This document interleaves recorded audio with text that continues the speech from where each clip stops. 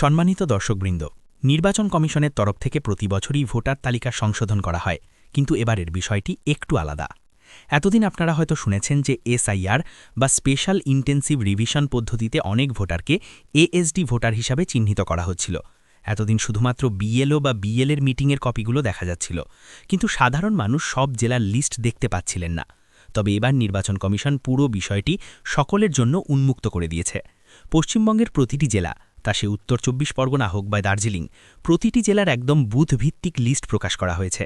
১৬ই December final খসড়া তালিকা বেরোনোর আগে এই যে তালিকাটি দেওয়া হয়েছে, একে বলা হচ্ছে এএসডি লিস্ট বা বাতিল হওয়া ভোটারদের তালিকা। এখন প্রশ্ন হলো, এই লিস্ট দেখা কেন জরুরি?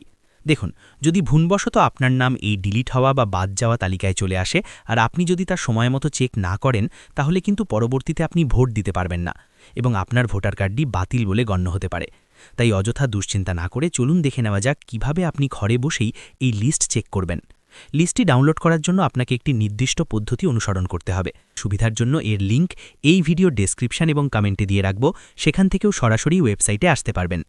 এই ওয়েবসাইটটিতে আমরা আপনাদের সুবিধার জন্য পশ্চিমবঙ্গের সমস্ত জেলার লিঙ্ক এক জায়গায় সাজিয়ে রেখেছি, যাতে আপনাদের আলাদা আলাদা করে বিভিন্ন সরকারি ওয়েবসাইটে গিয়ে সময় নষ্ট না করতে হয়। এখানে ক্লিক করলেই একটি নতুন আর্টিকেল ওপেন হবে। এবার আপনি ধীরে ধীরে পেজটি নিচের দিকে স্ক্রল করবেন বা নামাবেন। একটু নিচে নামলেই দেখতে পাবেন পশ্চিমবঙ্গের সমস্ত জেলার নাম পরপর সাজানো রয়েছে। দার্জিলিং, জলপাইগুড়ি, কালিম্পং, উত্তর দিনাজপুর, দক্ষিণ দিনাজপুর, মালদা, মুর্শিদাবাদ থেকে শুরু করে ২ পরগনার সব জেলা এখানে আছে। আপনার যেটা নিজের জেলা, আপনি সেই জেলার নামের পাশে বা নিচে দেওয়া ক্লিক হেয়ারে ক্লিক করবেন। উদাহরণ হিসাবে ধরুন আমরা কোচবিহার জেলার লিস্ট দেখতে চাইছি, তাহলে আমরা ওই জেলার পাশে থাকা ক্লিক হেয়ার লিঙ্কে ক্লিক করব। ক্লিক করার পর একটি নতুন পেজ আসবে। এখানে আপনাকে ৩টে জিনিস সিলেক্ট করতে হবে। প্রথমত ডিস্ট্রিক্ট বা জেলা সিলেক্ট করবেন। দ্বিতীয়ত অ্যাসেম্বলি বা বিধানসভা, অর্থাৎ আপনি ওই জেলার কোন বিধানসভার অন্তর্গত সেটি তালিকা থেকে বেছে নেবেন। বিধানসভা সিলেক্ট করার সাথে সাথেই ওই বিধানসভার অধীনে যতগুলো স্কুল বা বুথ আছে তার পুরো লিস্ট চলে আসবে। এখান থেকে আপনাকে আপনার নিজের বুথ বা পোলিং স্টেশনের নামটি খুঁজে বের করতে হবে। আপনার বুথের নামটি খুঁজে পাওয়ার পর ঠিক তার ডান দিকে দেখবেন লেখা আছে এএসডি লিস্ট ডাউনলোড। ওই ডাউনলোড অপশনে ক্লিক করলেই আপনার মোবাইলে একটি পিডিএফ ফাইল ডাউনলোড হয়ে যাবে। এই পিডিএফটি ওপেন করলে আপনি দেখতে পাবেন কাদের নাম ওই বুথ থেকে বাদ দেওয়া হয়েছে। এখানে কিন্তু বিস্তারিত তথ্য দেওয়া থাকে, যেমন যার নাম বাদ গেছে তার নাম, তার ভোটার কার্ড বা এপিক নম্বর, তার অভিভাবকের নাম, তার বয়স এবং লিঙ্গ। এমনকি আগের তালিকায় তার কত নম্বর সিরিয়াল ছিল এবং কোন পার্ট নম্বরে নাম ছিল সেটাও দেওয়া থাকে।